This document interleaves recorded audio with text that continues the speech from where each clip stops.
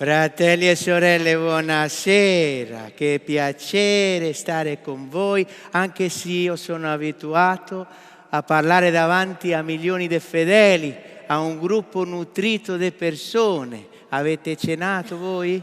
No?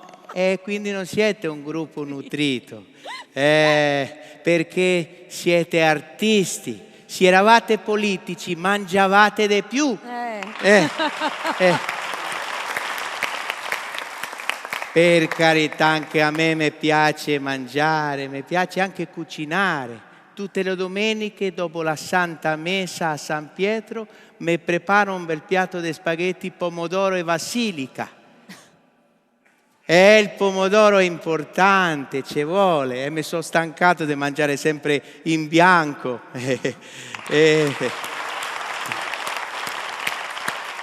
Ma oltre che a nutrire il corpo, bisogna nutrire lo spirito, recuperare i valori cristiani che sono sempre più in crisi. Persino i cardinali perdono la bussola. Ho dovuto dimissionare un vescovo con l'accusa di aver avuto rapporti con una donna sposata.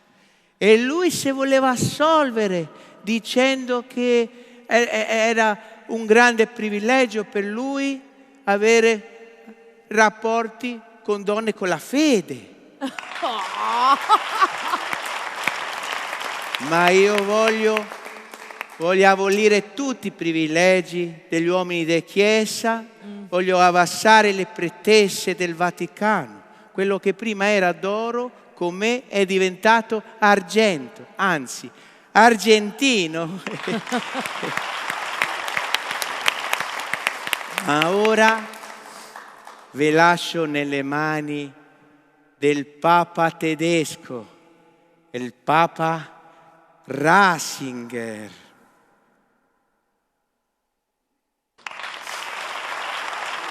Oggi è con grande gioia che sono qui con voi in questo bellissimo studio. Mi ricorda un locale che ho aperto assieme a Papa Francesco, il Papete.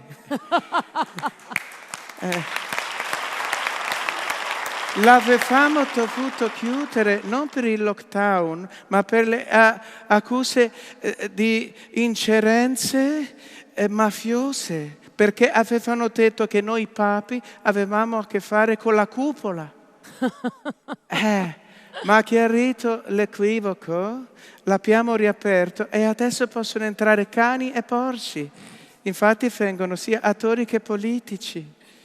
Io preferisco i cani, anche perché quando ero pontefice sono stato preso in giro, sono stato preso per un cane, sì, un pastore tedesco.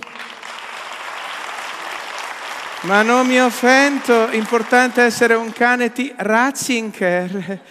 E adesso però vi lascio perché io ho un altro cane, il mio cane non è come me, lui è un bastardo, ma no, nel senso buono, è nato a Roma da 2 razze diverse, un setter collie.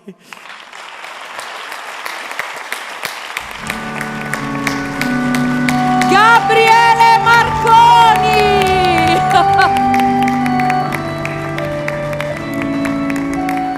Il nostro Gabriele Marconi, grazie per questo momento, attore, imitatore, come avete potuto vedere.